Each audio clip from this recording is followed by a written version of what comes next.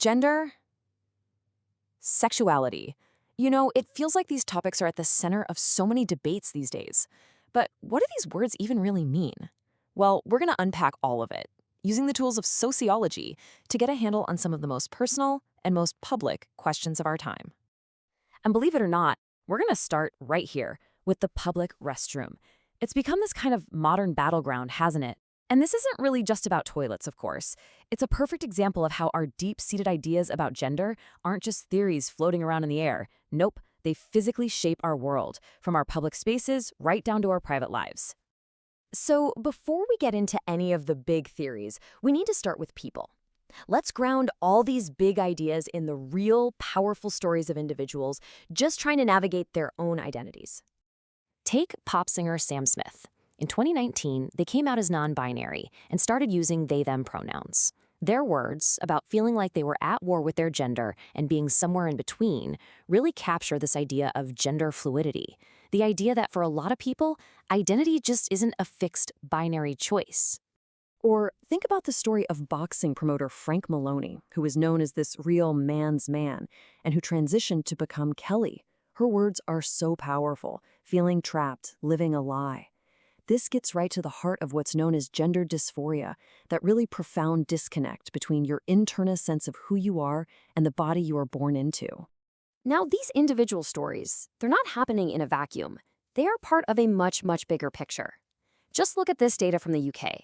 Referrals for young people to gender identity services didn't just rise, they absolutely skyrocketed in just a few years. I mean, we're talking about a nearly fourfold increase.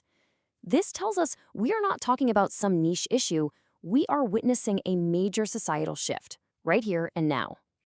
So, how do we even begin to make sense of these stories and this huge societal shift? Well, sociologists start with a really fundamental distinction, the crucial difference between sex and gender. This right here is the bedrock concept. Honestly, if you get this, you get everything.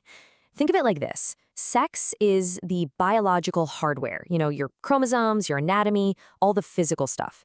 Gender, on the other hand, is the social software. It's the roles, the behaviors, the identities that a culture kind of programs onto that hardware. One is biological, the other is learned. Now, for most people, that hardware and software, they just line up. When someone's gender identity matches the sex they were assigned at birth, the term we use for that experience is cisgender.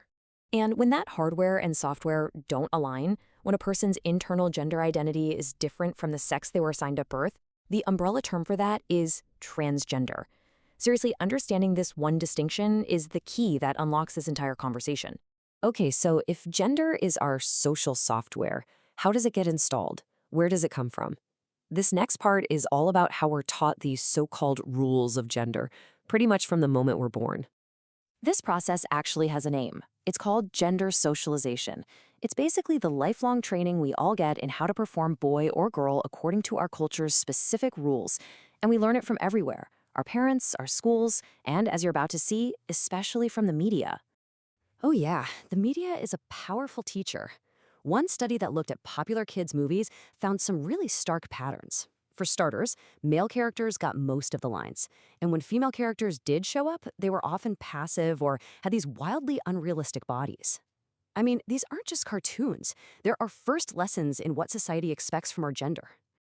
But, of course, it's not that simple. We aren't just empty robots being filled up with gender programming.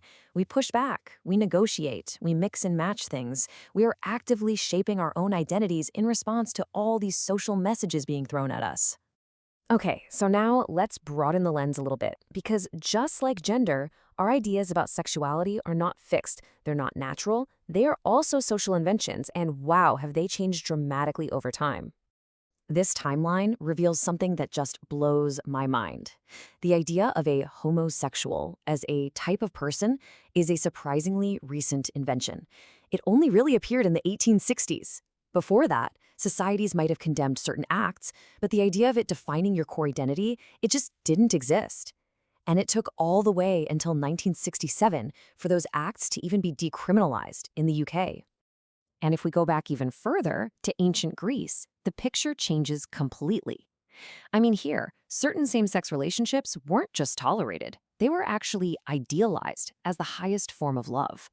It's a really powerful reminder that what we think of as normal today is just one frame in a very, very long movie. And sometimes reality just refuses to fit into society's neat little boxes. Back in the 1940s, Alfred Kinsey's research was an absolute earthquake.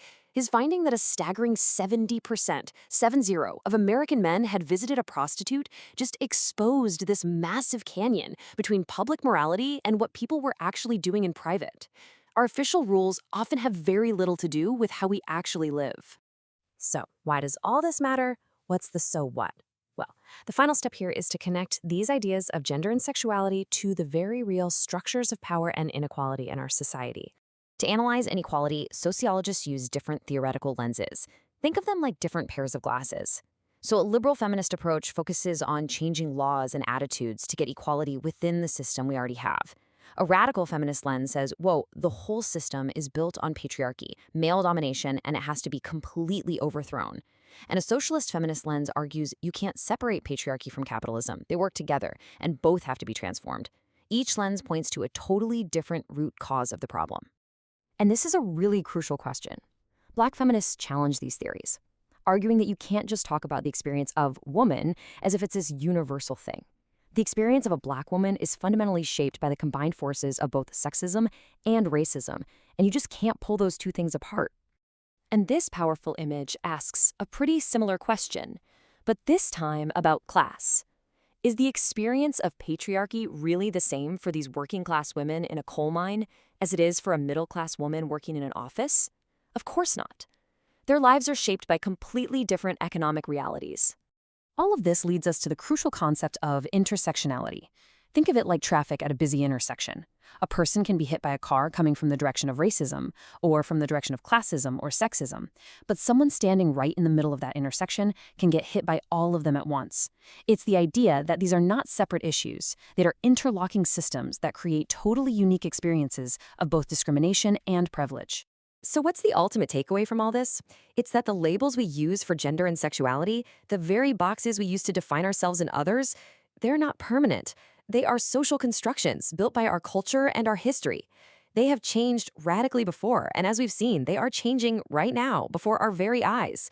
Which means the real question isn't just what these labels will look like in the future, but what role each of us will play in building them.